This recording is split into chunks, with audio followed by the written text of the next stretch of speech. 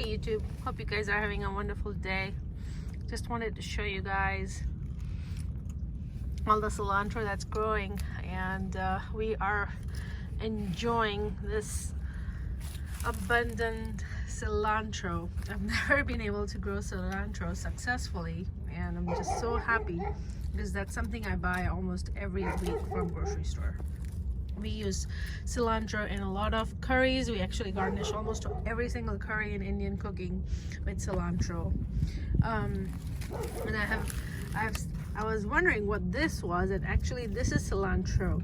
If you don't put your seeds very close together, and when they have a lot of space to take over, that's when they start growing like this. So this is actually a cilantro with a lot of space to grow, so that's why it's taking the spread out version.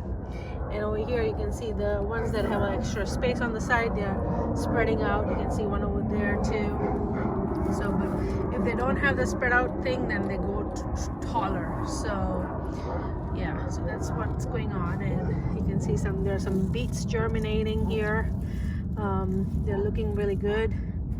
And I have my strawberries. I did pick out all the flowers that were on the strawberries. This is the first year, and I want the strawberries to really spend their energy in growing the roots and developing into a big plant. So that's why we are removing all the flowers, and we will get more strawberries next year. That's basically what I'm going to experiment. We have some lettuce going on, and they're looking okay, nothing great.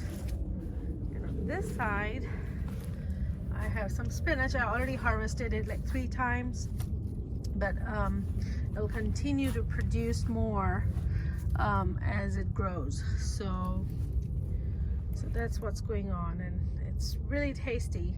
And I have honestly never tasted such a crispy spinach, because the ones that we buy from grocery store, even though they are pretty, firm and nice and fresh, but this, I don't know if you can hear it, it is just exceptionally crisp. It's kind of like crispness from a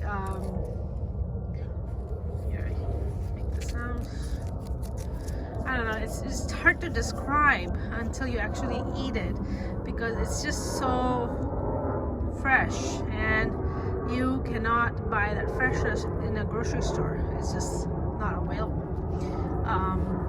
So yeah, super excited. So I'm going to grow some more spinach in some other areas too, so I can have different harvesting. I mean, I can have multiple harvesting within a week, because it does, once I harvest it, it does take another whole week to bring out more leaves. So, and I leave some leaves. I usually take out this size leaves and then leave the very small ones, like these small ones. I will leave it, pick out the big ones,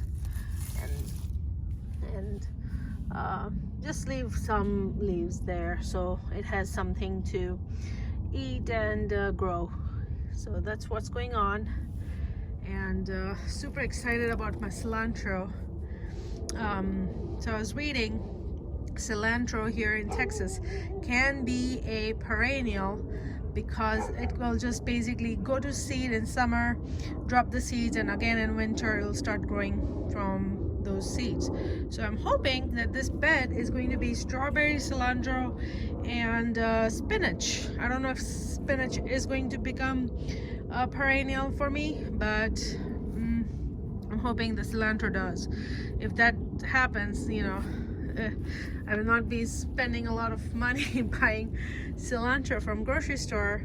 And what happens is that sometimes you end up buying groceries and not use them, and I hate that when I have to toss out cilantro. And over here I can just cut what is needed, and the rest stays in the ground, and you have a long shelf life here, because it'll go to either seed, And you can always take the tender stalks from the top and leave the more crunchier stalks on the bottom.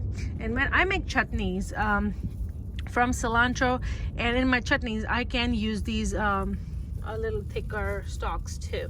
It doesn't matter. I use Vitamix and it blends it pretty nicely, and the chutneys come out really nice.